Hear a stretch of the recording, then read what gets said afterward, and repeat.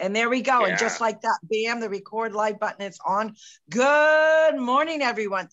It is Wednesday. It is Wellness Wednesday. And what does that mean? We've got some goodness going on. We've got an amazing speaker. But good morning, everyone. This is Carol Sue, AKA Nani Boss, not Naughty Boss, Nani Boss, Lady Canada, live from Vero Beach with two sisters. Hey, and good morning, everyone. My name is Janice, AKA Wellness Diva, OCD Diva, Deadline Diva, 3.0. That's what, if you ever heard me say 3.0, that's what all that means. But it's all God help us if she gets to 4.0. That's all I got to say on that. I got to think about something for that. So we're going to hop on right into it. But before, I just want to tell you a little bit about this young man, Elliot. He is a powerhouse, okay? When we met with Elliot, we had all these spots filled up and we're like, oh no, we gonna have to get him on right away. He has an energy which is amazing, and no doubt because he is a certified high performance coach. And without further ado, welcome Elliot Vang. We are so excited to have you on here, and we want to turn the floor over to you because I want you to describe what you do and why you're doing it. So the floor is yours. Oh my gosh, it's such a pleasure to be on with the Two Sisters. So I'm excited to be on, and thank you for having me on your platform to be a guest on your show. I am honored to be here. And oh my gosh, how flattering that you said two things about me, that I'm a young man. I'm like, whoa, okay, I'll take that. And then I'm a powerhouse. I'm like, oh, that's awesome. Like, who is that Janice is talking about? But first and foremost, I do want to say that I am a husband to my wife and a father to my two kids, right? And in the past, that didn't always come up first, second or third. It was like towards the middle or the end of a conversation. And now I'm like, no, because that's what I value. That's what's important to me. And I want to start out with that first, right? So first and foremost, that's who I am, right? I'm a father to my two kids and a husband to my wife. And then, yes, what is a high performance coach? People are like, what is a high performance coach? Like, what is that? And I love to answer this question because usually high performance, people attribute it to athletes or like performance cars. I'm like, sure, right? That's an aspect of it. But we all can be high performers. It could be the CEO, the teacher, the stay-at-home parent. They all could be high performers. And what high performance is just performing at high levels and then maintain it for the long term, right? We've all heard of people who are crushing it at their work or their career, but they're putting in 60, 70, 80-hour work weeks. That's not maintainable. That's not sustainable over the long term, right? They're going to come down and they're going to have a crash. I have to interrupt you. Repeat that again, because there's so many people, and what you just said, a lot of people, you always hear, you got to pay the dues, which we all know you do. You got to pay the dues to get the gap. But what you just said about the 60, 70, 80 hours a week, repeat that. And I get it. Yes, you have to work hard to reap those benefits. Totally, you have to work hard. But working those 67, 80-hour work weeks, you're not going to able to maintain that over long term if you want to have healthy relationships, if you want to maintain your health and wellness, right? Those are all aspects that are important to you.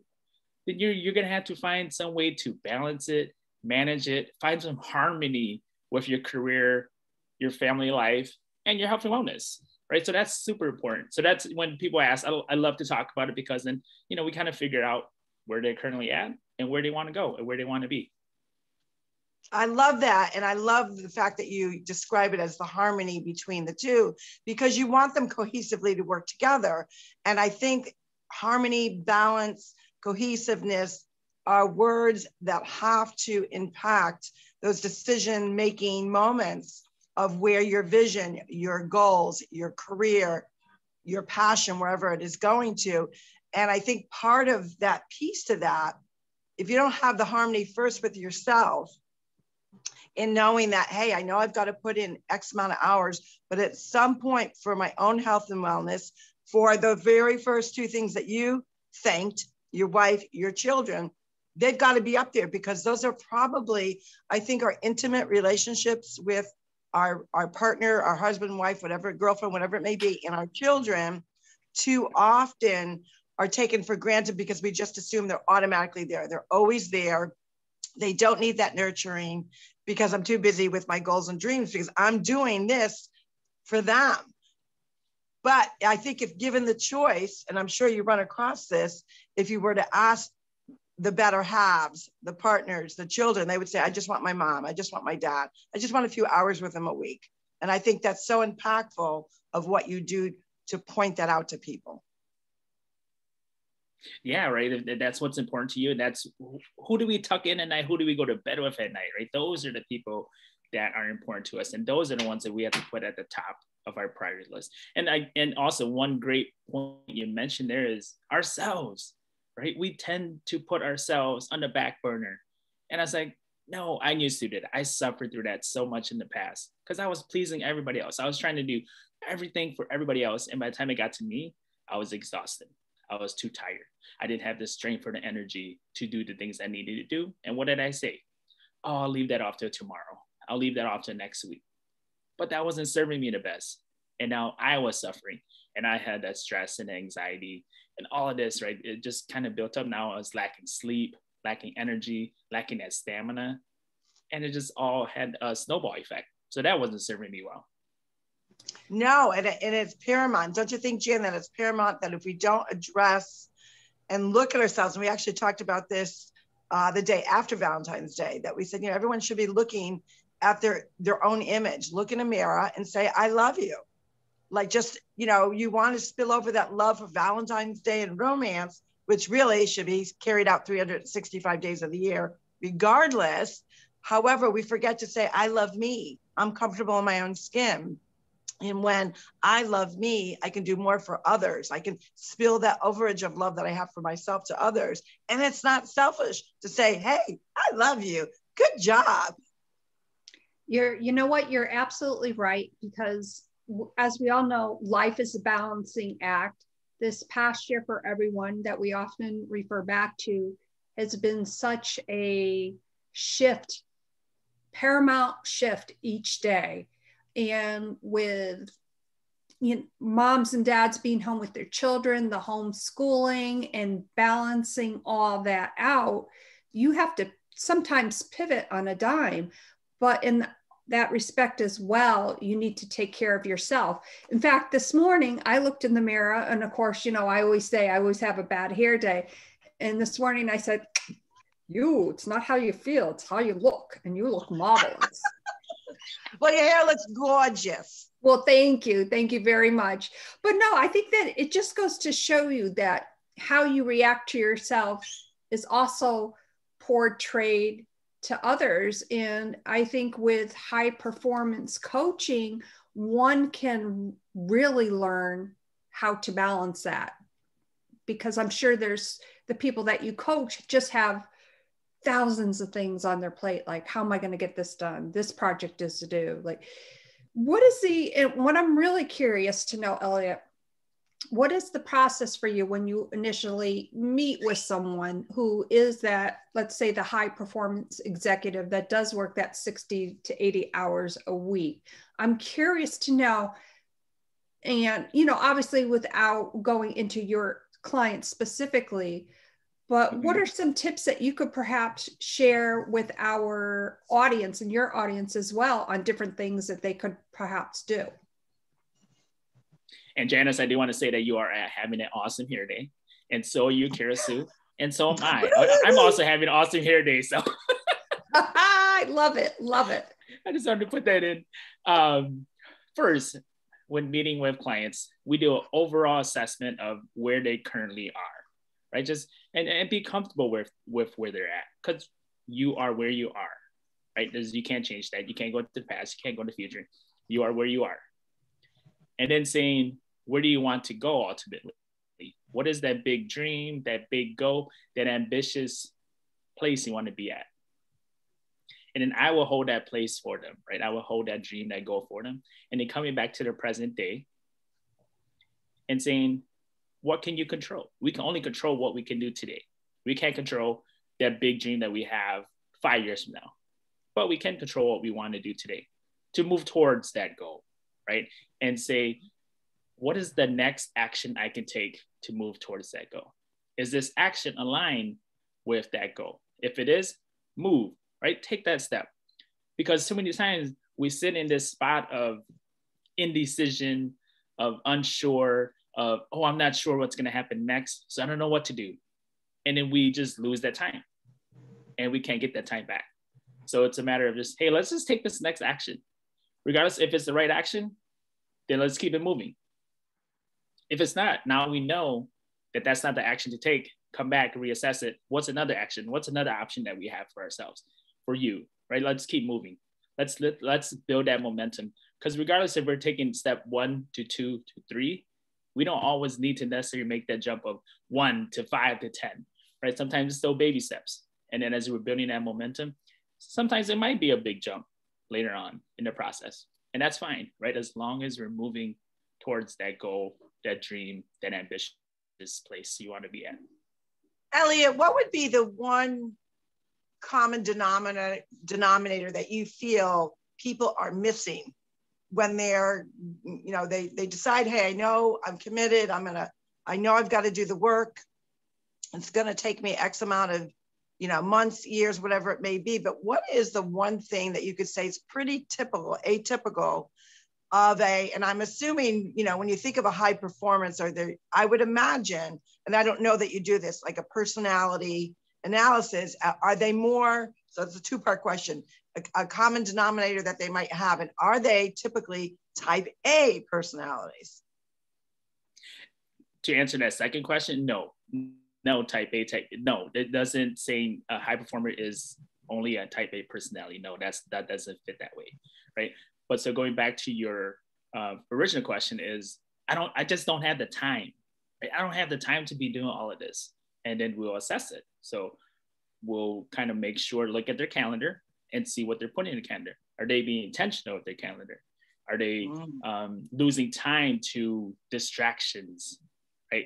Now it's like what, social media, you get on Facebook, Instagram, whatever, you start scrolling. By the time you realize, you lose that hour. You're like, oh my gosh, an hour has already passed by. I got to get ready. I got to go to work. I got to do this. And then also, I don't have the time to complete these 20 things on my to-do list. I was like, whoa, because you have 20 things on your to-do list. That's way too many things to do, right? Let's cut that down. Let's name the top 3. Let's put your top 3 on the top of your to-do list and just leave 3, right? So that when you can check off 3, now you're feeling that positivity again in you, right? Saying, oh, I completed my 3 tasks that I needed to do today. Instead of looking at your list of 20, you might have completed 15, but you're not looking at that 15. You're looking at those 5 you didn't complete, right? So if you put those 3 on, you complete it. If you still have time at the end of the day, okay, I'll add another one on, complete, done, right? So being intentional with that, and then being intentional with your calendar. What are you doing with your calendar? I love the power, because the number 3 is so impactful as it is, with so many different things, with the universe, with spiritual, whatever it may be. But I love that you're actually having your clients realize we want to set you up for success. So let's start with 3. And like you just said, add as you check them off. And you do feel, I don't think, I'm going to speak directly to our audience, our listeners. I don't think there's one of you out there that doesn't get like your juju going, knowing that you've checked off something on a to-do list, right? Kara, so you also forgot the power of the 3 of us, okay? So don't forget that. That is true. But Jan, don't you think, I mean, doesn't it feel real good when you say, damn, I knocked those 3 right out of the park and I'm ready to take on 1 more, 2 more, 3 more, whatever it may be, but you've got that initial juju going because you've completed something and you're patting yourself on the back and saying, good job, I did this. Oh, it sure does. And, you know, we all have to-do lists and sometimes they grow by leaps and bounds.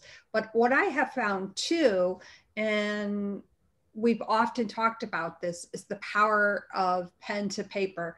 Yes, we all have our electronic devices. If you saw on my desk right now, I'm on my Mac. I have my Hewlett Packard over here. I have my big iPad, my cell phone as I'm monitoring the live feed with Facebook, and I have another iPad over there. Though all of those electronic devices are great, calendar apps are great, but I'm always a firm believer in pen to paper, especially when you lose power. You do, and I think there's something to say about when it's here in your mind. It goes from your mind to your hand, goes from your hand with intention, and you write it down. I think it just kind of almost seals the deal that you're being intentional. Don't you think, Elliot? Totally. And a lot of these habits are built in, and these habits are things that you could build into last over the long term, right? So it's a lot of these little habits built upon each other. And for me, my day starts the night before, right? So I have to make sure I'm looking at my calendar the night before to say, hey, what do I have coming up? So that when I go to bed, I can go to bed with that peace of mind saying, okay, I know what's coming up, instead of, oh my gosh, what do I have coming up tomorrow? Oh, I'm gonna wake up in a minute. I have to check my calendar just to make sure what I have coming up, right? So I'm making sure the night before I'm checking my calendar to say, okay, I have my interview with the TwoSistas in the morning, starting the hours, right? So I'm looking at that the night before, so that I can go to bed, sleep well, be energized, wake up with that stamina to continue on with my day, right? So there's all these little habits that I've built in to help me, so that I don't have to depend on memory, chance, randomness, like all of that. I used to do that, right? And that wasn't serving me the best in the past. No, and I like the fact of just really reviewing your day the night before, because I mean, how many times do we think about it? If you are managing, you're an entrepreneur, your whole, you know, and even somebody that's a professional outside of the home, your whole world rocked this year. So now you've got children. If you have school-age children, you have to set them up for success, and you're actually showing them by example. Hey, you've got your Zoom with your teacher, your first class is starting at this time. Guess what? Mommy and daddy, or mommy, daddy, whatever it may be, they also have got,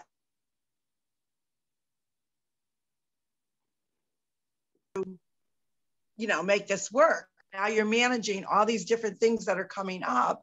And instead of being frazzled in the morning, it's all about preparation. And I think a lot of times we're telling our children or our loved ones to prepare, but we're kind of last on the burner to prepare for ourselves. So we're not that crazy cuckoo cray cray in the morning. You know, who's got to be where? Well, whose Zoom is going on? Like, you know, where am I going to be? What am I going to do? Because that starts your day off wrong. And I love to start my day off with calmness, affirmation. And I'm sure our listeners and audience as well as yours, that's the way you want to start out your day. You want to start out with a positive, that I've got this, that I'm already scheduled. I know it's coming. And it does not stop the little divots that may come up, but at least you're prepared. Yes. And I want to share one little thing about you. You talked about starting the day, right? So it's been almost a year now where I was like, okay, I'm gonna go without setting an alarm, because I don't want to wake up to an alarm anymore. And I've woke up or been getting up without using an alarm, and that's been great. So for those that didn't use an alarm and you feel like you need that alarm, set an alarm to some calming music, something more soothing for you. Because when we set an alarm, and if it's like that alarm noise, right? What do we associate with alarms? Like something that is to alert us, something that is, oh my gosh, there's an emergency or chaos going on, right? So waking up, like you mentioned, Kara, so waking up with that calmness. And if we have that alarm, we wake up in this hectic state of mind, like, oh my gosh, shut up, what's going on, kind of thing.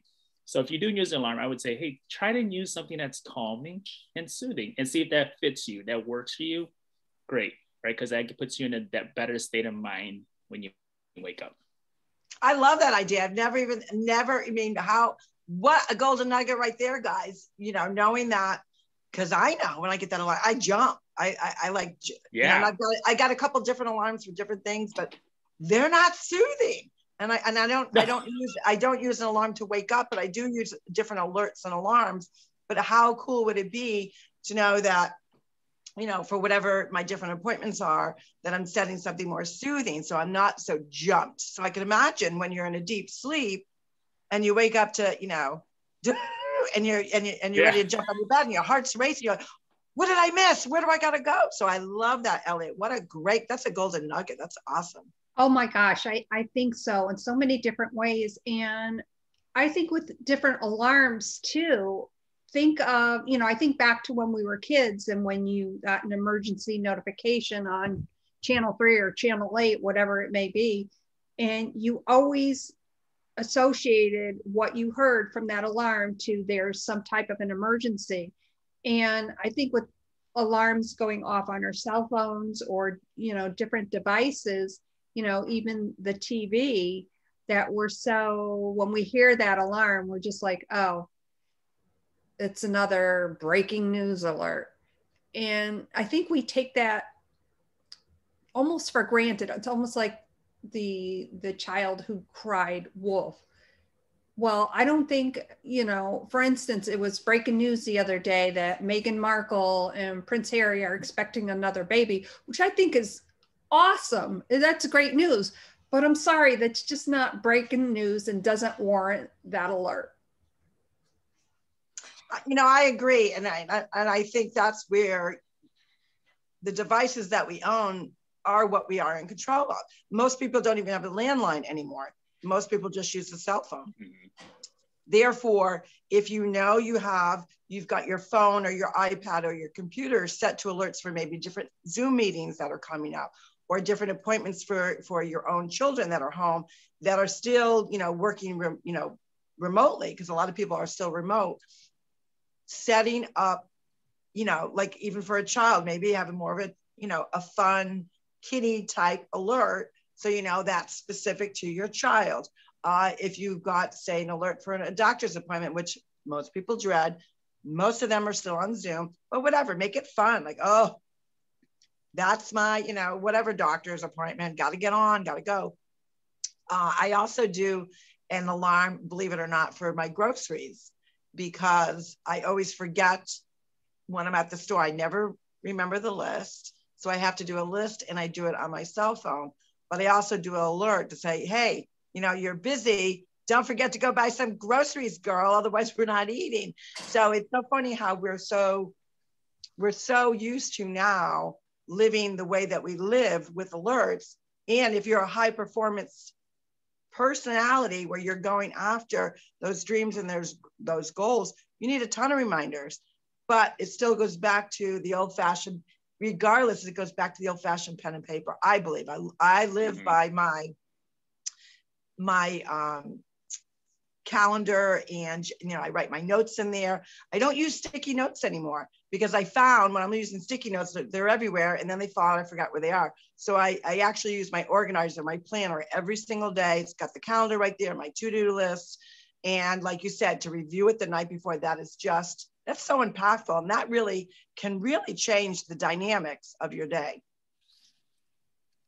And I also want to share a little bit about, you talk about that pen and paper calendar, right? So I was working with a client of mine, and she enjoyed reading and she loved reading, but she said, my day is so busy, I don't know, I can't fit in reading. I was like, how much time would you want to fit in reading in your day? She said, 2 hours. I said, okay, can that be a 2-hour block? Does it need to be a 2-hour block, or can it be like broken up into 2 1-hour blocks? She said, it could be broken up or straight. It doesn't matter, just as long as I fit it in. And then I asked her, how did you remember to get on the call with me today? Like, how did you remember? She's like, oh, I put it in my calendar. I said, okay, can you put reading into your calendar?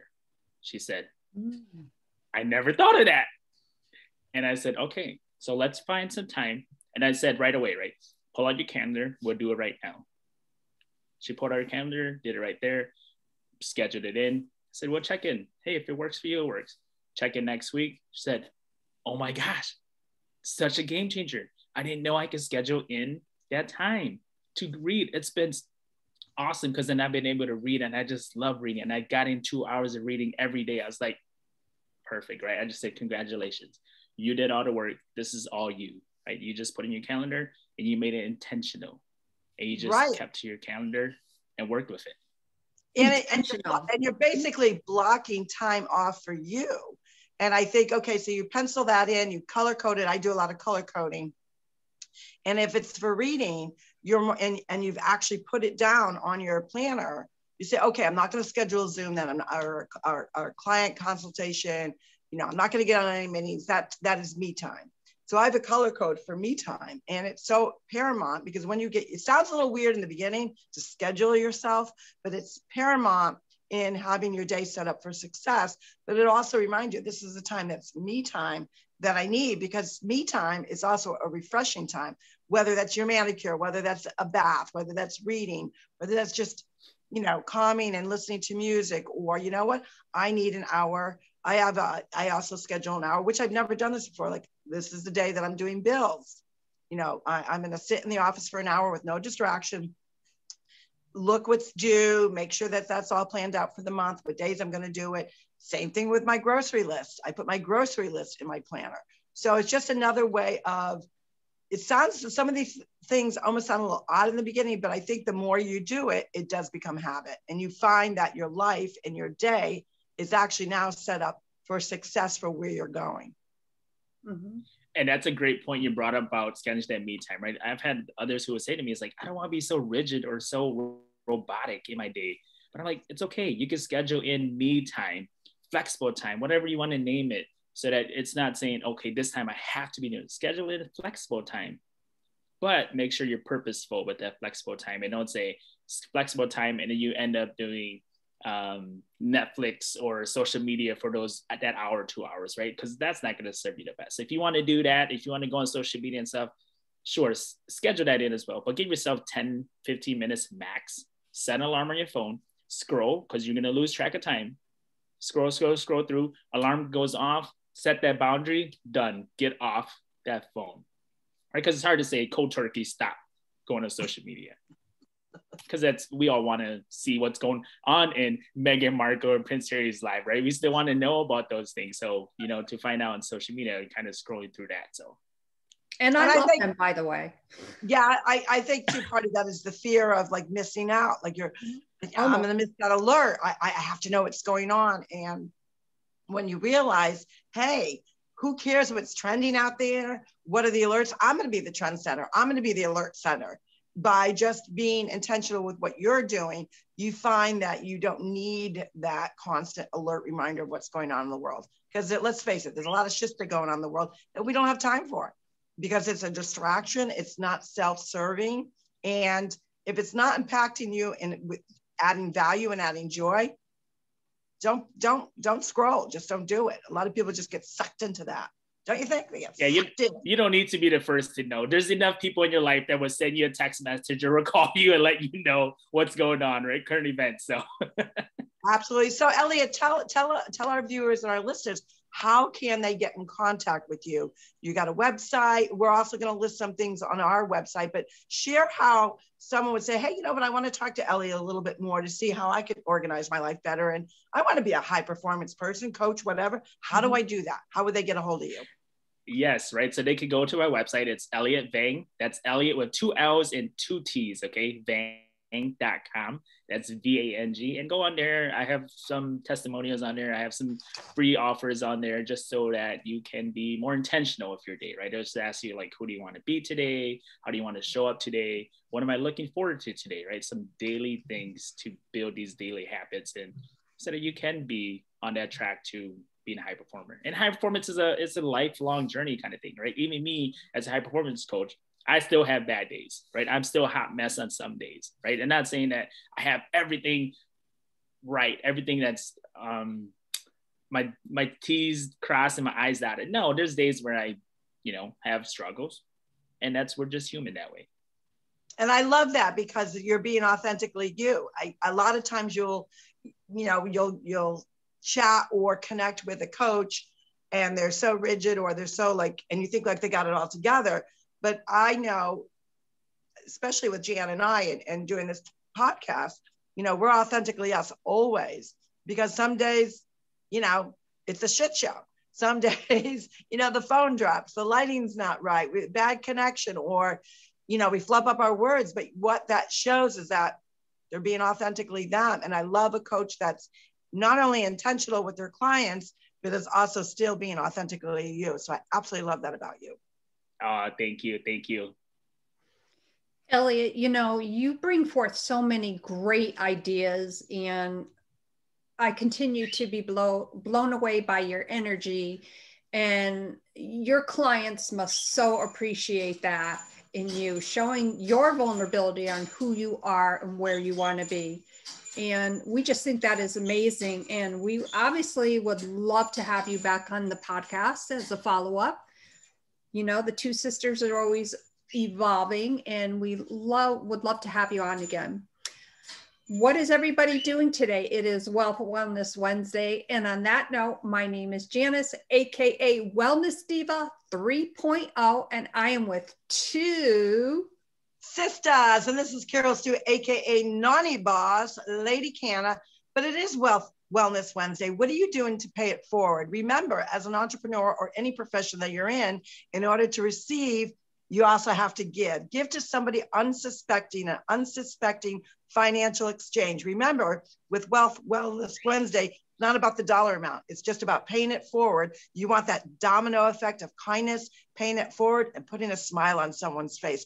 With that, we are going to be signing off, but we're excited for tomorrow for what's trending. Are you going to be the trendsetter? Let's find out. And with that, thank you so much, Elliot. We had such a great interview, and we are so passionate about having you back on. Everyone have a great day. We'll see you tomorrow on Thursday, guys. Take care. Bye, everyone. Bye. Thank you.